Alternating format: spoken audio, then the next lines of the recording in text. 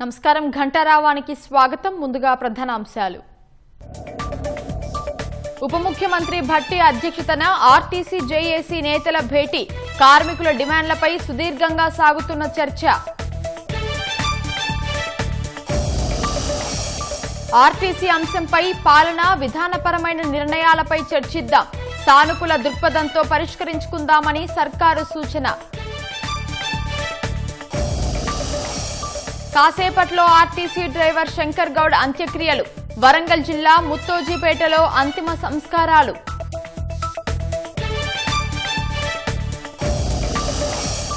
బీజేపీలో చేరిన 3 ఆప్ రాజ్యసభ సభ్యులు. మరో 7 తమ వెంట ఉన్నారని రాఘవ చడ్డా ప్రకటన. బీజేపీ ఆపరేషన్ లోటస్ ప్రారంభించిందన్న ఆప్. సభ్యుల ద్రోహాన్ని ప్రజలు క్షమించబోరని ఆక్షేపణ.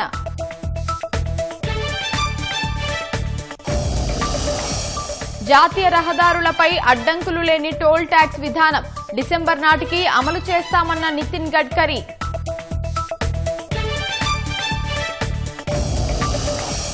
హార్మూజ్ జలసంధి వద్ద ఇరాన్ బోట్లపై కఠిన చర్యలకు ట్రంప్ ఆదేశం. చిన్నవి కనిపించినా కాల్చిపడేయాలని సైన్యానికి పిలుపు.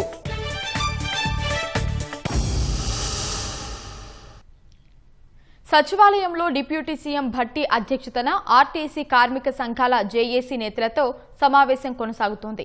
ఇందుకు సంబంధించి మరింత సమాచారాన్ని మా ప్రతినిధి శ్రీపతి శ్రీనివాస్ ప్రత్యక్ష ప్రసారం ద్వారా అందిస్తారు.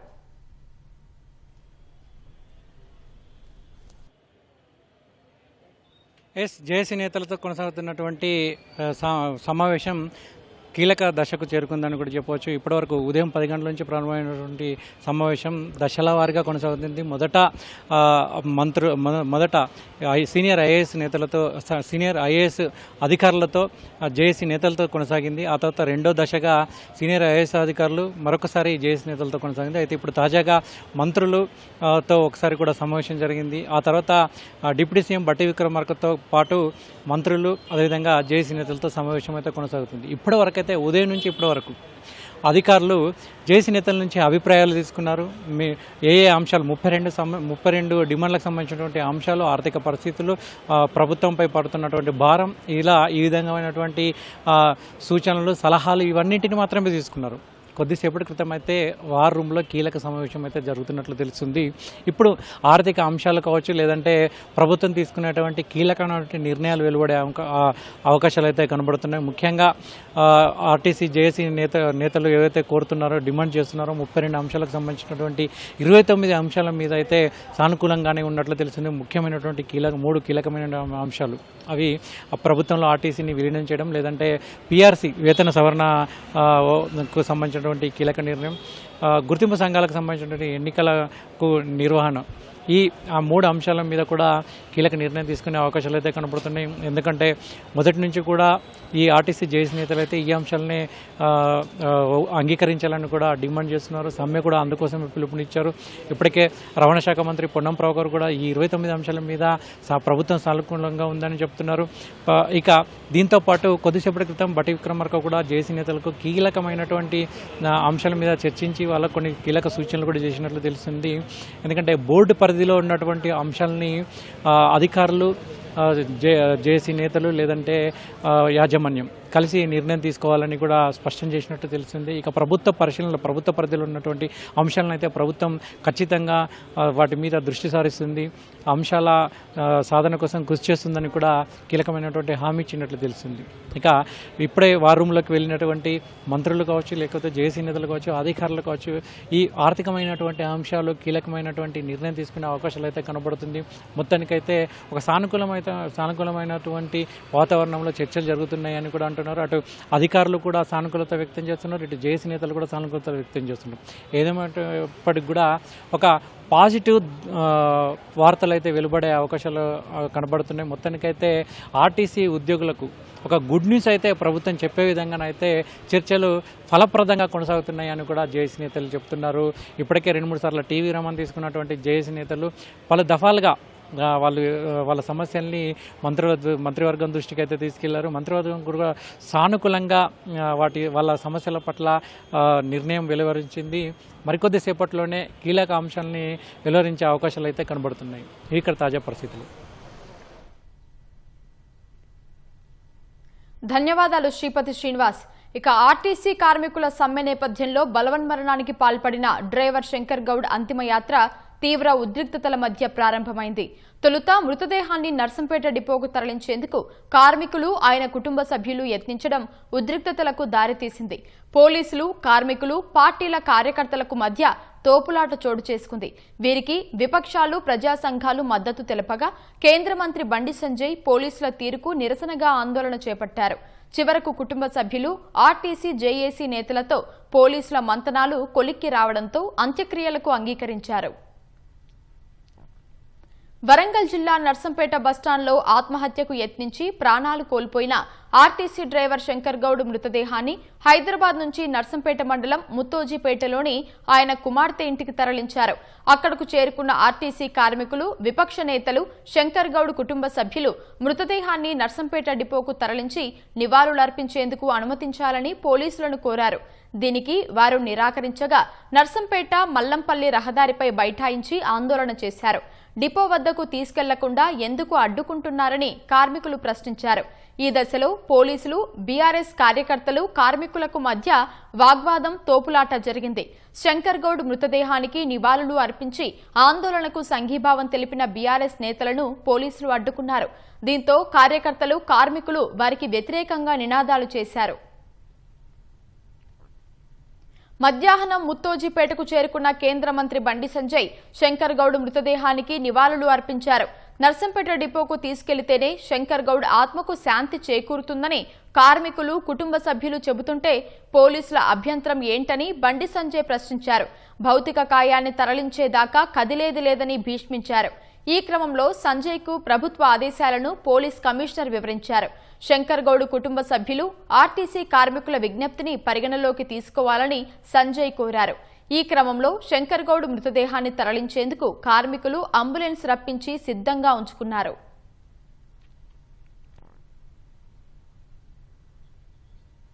తీవ్ర ఉద్రిక్త అనంతరం శంకర్ గౌడ్ కుటుంబ సభ్యులు, జేఏసీ నేతలతో పోలీసులు జరిపిన మంతనాలు కొలిక్కి వచ్చాయి. అంత్యక్రియలు చేసేందుకు కుటుంబ సభ్యులు అంగీకరించారు. అనంతరం అంతిమయాత్రగా తీసుకెళ్లి చివరి కార్యక్రమాలు పూర్తి చేయనున్నారు.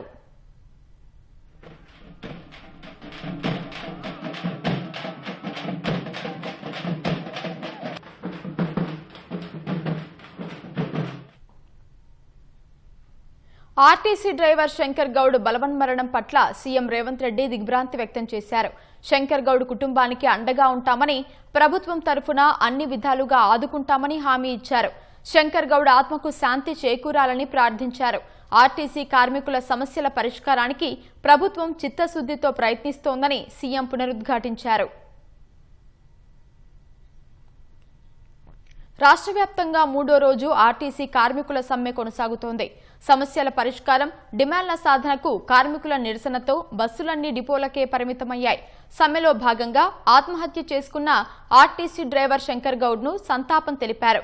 కార్మికులు హక్కుల కోసం పోరాడాలే తప్ప క్షణికావేశంలో నిర్ణయాలు తీసుకోవద్దని నేతలు సూచించారు. రాష్ట్ర వ్యాప్తంగా 3వ రోజు ఆర్టీసీ బస్సులు రోడ్డెక్కలేదు. సమస్యల పరిష్కారం, డిమాండ్ల సాధనే లక్ష్యంగా డిపోల ఎదుట నిరసనలు చేపట్టారు. బలవన్మరణానికి పాల్పడిన శంకర్ గౌడ్ ఆత్మకు శాంతి చేకూరాలని కోరుతూ పలు డిపోలలో కార్మికులు కొవ్వొత్తులతో నివాళి అర్పించారు. జంట నగరాల్లో ఆర్టీసీ కార్మికుల సమ్మె కారణంగా ఎంజీబీఎస్, జేబీఎస్ ప్రాంగణాలు ప్రయాణికులు లేక నిర్మానుష్యంగా మారాయి. ఉప్పల్ ఆర్టీసీ డిపో వద్ద కార్మికుల జేఏసీ నిరసన ర్యాలీ చేపట్టింది. భూపాలపల్లి బస్ డిపోలో కార్మికులు నల్ల రిబ్బన్లను ధరించి నిరసన చేపట్టారు. జగిత్యాల డిపోలో కార్మికులు కొవ్వొత్తులతో శంకర్ గౌడ్ కు నివాళి అర్పించారు. ఖమ్మంలో నోటికి నల్ల రిబ్బన్లను ధరించి మౌన ర్యాలీ నిర్వహించారు.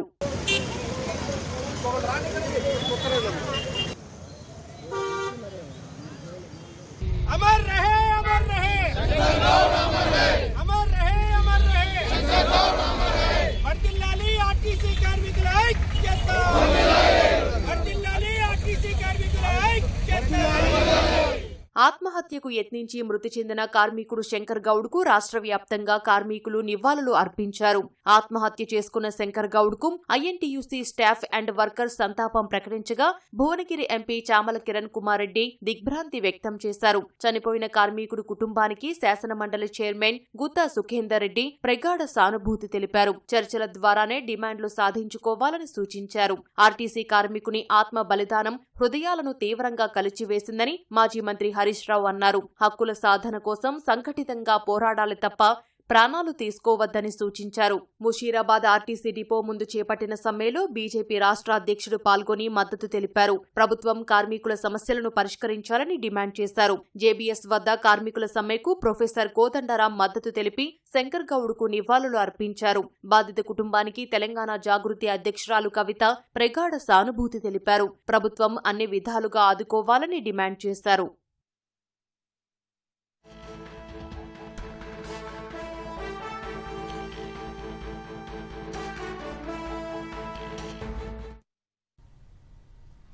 రాష్ట్ర నూతన డీజీపీగా సివి ఆనంద్ను నియమించే అవకాశం ఉంది. ప్రస్తుత డీజీపీ శివధర్ రెడ్డి ఈ నెల 30న పదవీ విరమణ చేయనున్నారు. మరింత సమాచారం మా ప్రతినిధి నాగార్జునను అడిగి తెలుసుకుందాం. నాగార్జున, చెప్పండి, తదుపరి డీజీపీ నియామకంపై తాజా సమాచారం ఏంటి? తెలంగాణ నూతన డీజీపీగా సివి ఆనంద్ పేరు దాదాపు ఖరారుగా కనిపిస్తుంది.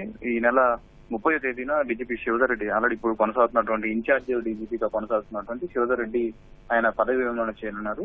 అయితే మే 1 అంటే ఈయన పదవి విరమణ చేసిన వెంటనే ఈయన పూర్తి స్థాయి డీజీపీగా అంటే తెలంగాణకి ఇప్పటి వరకు 6 డీజీపీలుగా నియమితులుగా అందులో 2 మాత్రమే ఇప్పటి వరకు ఫుల్ ఫ్లెడ్జ్డ్ డీజీపీ కొనసాగారు. అయితే ఇప్పుడు నియమించేటువంటి డీజీపీ పూర్తి స్థాయి డీజీపీగా కొనసాగుతున్నారు. అయితే సివి ఆనంద్ పేరు దాదాపు ఖరారుగా కనిపిస్తుంది. ఎందుకంటే ఇప్పుడు తాజాగా ఐపీఎస్ బదిలీలకు సంబంధించిన ఉత్తర్వుల్లో ప్రస్తుతం సివి ఆనంద్ హోంశాఖ ప్రత్యేక ప్రధాన కార్యదర్శిగా కొనసాగుతుండగా ఆ స్థానంలో షికాగో కి నియమిస్తూ తాజాగా రాష్ట్ర ప్రభుత్వం ఉత్తర్వులు జారీ చేసింది. ఇవన్నీ కూడా మే 1 నుంచి అమల్లోకి వస్తాయని ఆ జీవోలో పేర్కొంది. సో దీన్ని బట్టి చూస్తే దాదాపు సివి ఆనంద్ పేరు దాదాపు ఖరారుగా కనిపిస్తుంది. శివధర్ రెడ్డి పదవి కాగానే వెంటనే రాష్ట్రానికి నూతన డీజీపీగా సివి ఆనంద్ బాధ్యతలు స్వీకరించే అవకాశం మనకు కనిపిస్తోంది.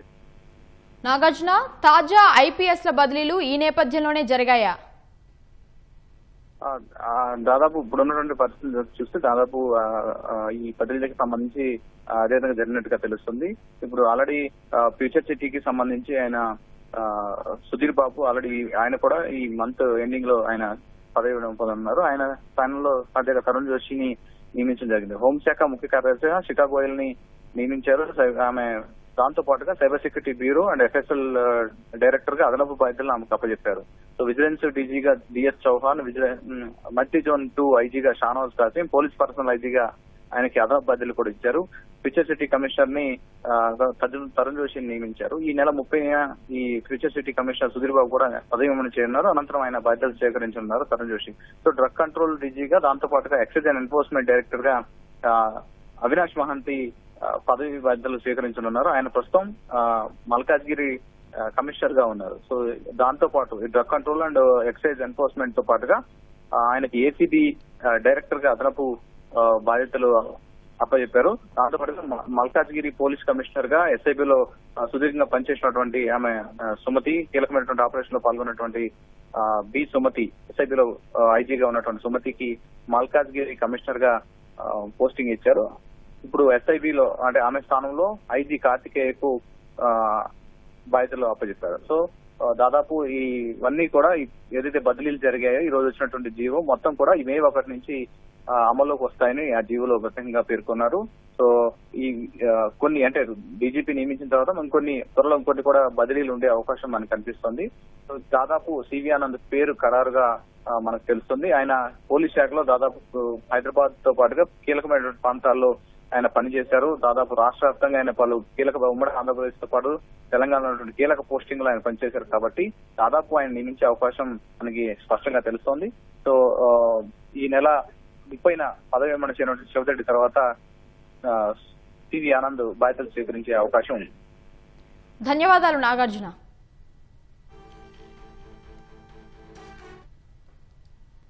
దేశ రాజకీయాల్లో సంచలనం చోటు చేసుకుంది. ఢిల్లీ మాజీ సీఎం అరవింద్ కేజ్రీవాల్ నేతృత్వంలోని ఆమ్ ఆద్మీ పార్టీకి భారీ షాక్ తగిలింది. కేజ్రీవాల్ కు అత్యంత ఆప్తుడిగా పేరున్న రాఘవ్ చడ్డాతో పాటు మరో 2 రాజ్యసభ ఎంపీలు పార్టీకి రాజీనామా చేసి బీజేపీలో చేరారు. ఢిల్లీలోని బీజేపీ ప్రధాన కార్యాలయానికి వెళ్లి కాషాయ కండువా కప్పుకున్నారు. వారికి బీజేపీ జాతీయ అధ్యక్షుడు నితిన్ నబీన్ పుష్పగుచ్చం అందజేసి మిఠాయిలు తినిపించారు. పంజాబ్ రాజ్యసభ ఎంపీ కేజ్రీవాల్ కు అత్యంత ఆప్తుడిగా పేరున్న రాఘవ్ చడ్డా, అశోక్ మిట్టల్, సందీప్ పాఠక్ భారతీయ జనతా పార్టీలో చేరారు. తాను మాత్రమే కాకుండా ఆప్ రాజ్యసభ సభ్యుల్లో 2/3 మంది ఎంపీలు బీజేపీలో చేరనున్నట్లు అంతకుముందు చడ్డా ప్రకటన చేశారు. బీజేపీలో ఆప్ రాజ్యసభ పక్షం విలీనమైనందన్నారు. హర్భజన్ సింగ్, రాజేంద్ర గుప్తా, విక్రమ్ సాహ్ని కూడా ఆ జాబితాలో ఉన్నారని చడ్డా తెలిపారు. మొత్తం 7 ఎంపీలు సంతకాలు చేసి రాజ్యసభ చైర్మన్ కు సమర్పించినట్లు వివరించారు. అయితే ప్రస్తుతానికి బీజేపీలో చేరింది మాత్రం 3.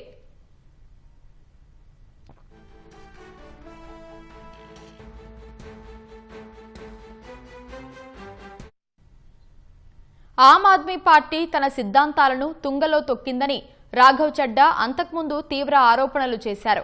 ప్రస్తుతం ఆప్ ప్రజల కోసం పనిచేయట్లేదని, వ్యక్తిగత లాభాల కోసమే పార్టీని నడుపుతున్నారని విమర్శించారు. ఆమ్ ఆద్మీ పార్టీ అవినీతి పరుల చేతుల్లో కూరుకుపోయిందన్నారు. ఆప్ నేరాల్లో తాము భాగస్వాములం కాదలుచుకోలేదని చెప్పుకొచ్చారు. राज्यसभा में आम आदमी पार्टी के 10 सांसद हैं और 2/3 से ज्यादा सांसद इस मुहिम में हमारे साथ हैं.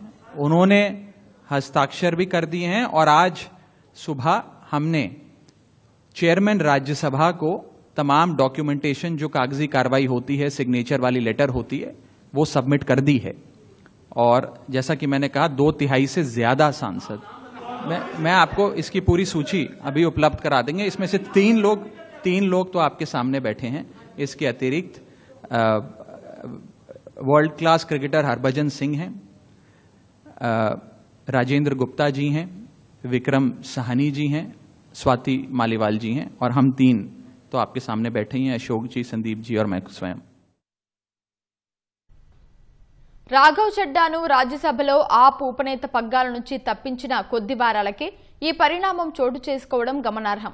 ఆమ్ ఆద్మీ పార్టీలో చోటు చేసుకుంటున్న అంతర్గత విభేదాలు, నాయకత్వలేమి కారణాలే ఈ ఫిరాయింపులు జరుగుతున్నట్లు ఊహాగానాలు వినిపిస్తున్నాయి. నిజానికి చడ్డాను రాజ్యసభ ఉపనేత పదవి నుంచి ఆప్ తొలగించడానికి ముందే ఆయన బీజేపీలో చేరేందుకు సిద్ధపడ్డారని జాతీయ మీడియా చెబుతోంది. ఆ విషయంపై ఇతర ఆప్ ఎంపీలతో చడ్డా సంప్రదింపులు జరిపారని తెలిసింది. ఆ విషయం తెలిసే చడ్డాను రాజ్యసభలో కీలక పదవి నుంచి ఆప్ తొలగించిందని సమాచారం. ఇప్పుడు రాఘవ్ చడ్డాకు ప్రధాని మోదీ మంత్రివర్గంలో చోటు దక్కనుందని విశ్వసనీయ వర్గాలు చెబుతున్నాయి. ఆమ్ ఆద్మీ పార్టీని వీడనున్నట్లు రాజ్యసభ ఎంపీ స్వాతి మాలీవాల్ స్పష్టం చేశారు. ఆమ్ ఆద్మీ పార్టీ ఏ సూత్రాలతో నిజాయితీ రాజకీయాల పట్ల నిబద్ధతతో ప్రారంభమైందో ఆ సూత్రాల నుంచి పక్కకు తప్పుకుందని మాలీవాల్ ఆరోపించారు. కేజ్రీవాల్ నివాసంలోనే ఆయన ఆదేశాలతోనే తనపై భౌతిక దాడి జరిగిందని పేర్కొన్నారు. తన అనుచరుడిని కాపాడటానికి కేజ్రీవాల్ చర్యలు తీసుకున్నారని, అతడికి ఉన్నత స్థాయి పదవులు ఇచ్చి సత్కరించారని తెలిపారు. కేజ్రీవాల్ అండతో పార్టీలో విచ్చలవిడిగా అవినీతి పెరిగిపోతోందన్నారు. ప్రస్తుతం తాను ఇటానగర్లో ఉన్నానని, ఈ రాత్రి ఢిల్లీకి తిరిగి వచ్చి ఈ విషయంపై వివరంగా మాట్లాడతానని పేర్కొన్నారు. బీజేపీ మరోసారి పంజాబ్ ప్రజలను మోసం చేసిందని ఆప్ జాతీయ కన్వీనర్ అరవింద్ కేజ్రీవాల్ ఆరోపించారు. ఈ మేరకు ఎక్స్లో ఓ పోస్టు పెట్టారు. రాఘవ్ చడ్డా సహా తమ పార్టీకి చెందిన 7 రాజ్యసభ ఎంపీలు బీజేపీలో చేరటంతో ఆయన ఈ వ్యాఖ్యలు చేశారు. తనను ఏమీ చేయలేకనే తమ ఎంపీల్లో బీజేపీ చీలిక తెచ్చిందని పంజాబ్ సీఎం భగవత్ సింగ్ మాన్ ఆరోపించారు. పంజాబ్ ప్రజలు ఆప్తోనే ఉన్నారని చెప్పారు. బీజేపీలో చేరిన 7 ఎంపీలు ద్రోహులని విమర్శించారు. 6 వెళ్లినంత మాత్రాన రాజీ పడే ప్రసక్తే లేదని, వ్యక్తుల కంటే పార్టీయే ముఖ్యమని సీఎం భగవత్ సింగ్ మాన్ అన్నారు. పంజాబ్లో ఆప్ ప్రభుత్వం చేస్తున్న మంచి పనులను అడ్డుకునేందుకు బీజేపీ ఆపరేషన్ లోటస్ ప్రారంభించిందని ఆప్ సీనియర్ నేత సంజయ్ సింగ్ ఆరోపించారు. ఆప్ ఎంపీలను చీల్చేందుకు ఈడీ, సీబీఐలను వాడుకుంటున్న బీజేపీ ఆపరేషన్ లోటస్ కోసం అధికార దుర్వినియోగానికి పాల్పడుతోందని సంజయ్ సింగ్ విమర్శించారు. డిసెంబర్ నాటికి పలు జాతీయ రహదారులపై అడ్డంకులు లేని టోల్ ట్యాక్స్ వసూలు విధానం అమలు చేయనున్నట్లు కేంద్ర రోడ్డు రవాణా రహదారుల శాఖ మంత్రి నితిన్ గడ్కరీ తెలిపారు. ఢిల్లీలో జరిగిన లాజిస్టిక్స్ శక్తి సమ్మిట్ అవార్డుల ప్రదానోత్సవంలో పాల్గొన్న ఆయన రవాణా ఖర్చులు తగ్గించుకోవడానికి మంచి మౌలిక సదుపాయాలను అభివృద్ధి చేయాల్సిన అవసరం ఉందని చెప్పారు. అందుకోసం డిసెంబర్ నాటికి దేశవ్యాప్తంగా పలు జాతీయ రహదారులపై అడ్డంకులు లేని టోల్ ట్యాక్స్ వసూలు చేసే వ్యవస్థల ఏర్పాటుకు ప్రణాళిక సిద్ధం చేసినట్లు గడ్కరీ తెలిపారు. భారత్ ప్రపంచ శక్తిగా ఎదగాలంటే రవాణా ఖర్చులు 10% కంటే తక్కువకు తగ్గాలన్నారు. ఎక్స్ప్రెస్ వేలు, ఎకనామిక్ కారిడార్ల నిర్మాణంతో రవాణా ఖర్చు 16% నుంచి 10%కి తగ్గినట్లు IIT Chennai, IIT Kanpur, IIM Bengaluru రూపొందించిన నివేదికల ద్వారా వెల్లడైనట్లు కేంద్ర మంత్రి గడ్కరీ తెలిపారు.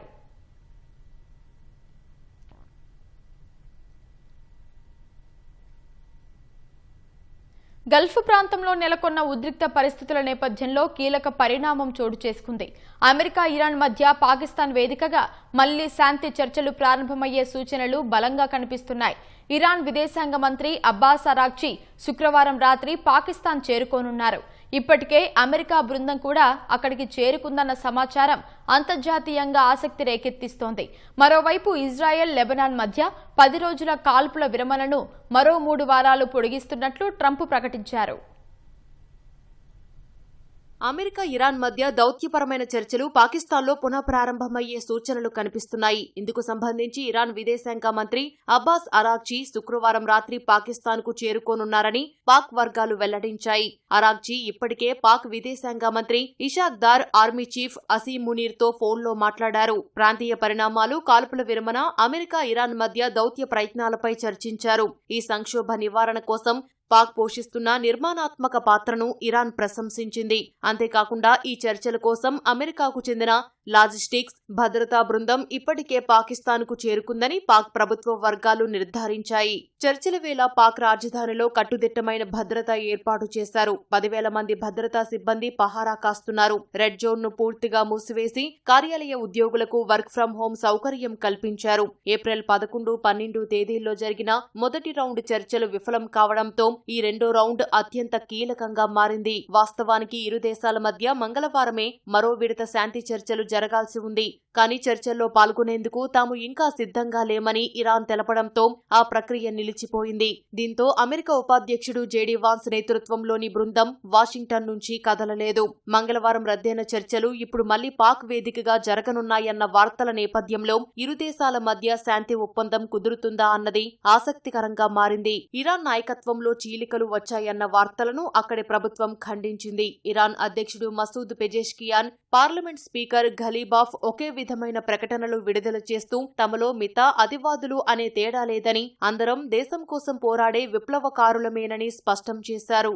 మరోవైపు ఇజ్రాయిల్, లెబనాన్ మధ్య 10 రోజుల కాల్పుల విరమణను మరో 3 వారాలు పొడిగిస్తున్నట్లు ట్రంప్ ప్రకటించారు. హెజ్బొల్లా నుంచి ఆత్మరక్షణ కోసం లెబనాన్ ప్రభుత్వానికి సహాయపడటానికి అమెరికా వారితో కలిసి పనిచేయనుందని పేర్కొన్నారు. రాబోయే 1-2 వారాల్లో ఇజ్రాయిల్ ప్రధాని నెతన్యాహు, లెబనాన్ అధ్యక్షుడు జోసెఫ్ ఔన్ల మధ్య శాంతి చర్చలకు ఆతిథ్యం ఇవ్వనున్నట్లు ట్రంప్ వివరించారు.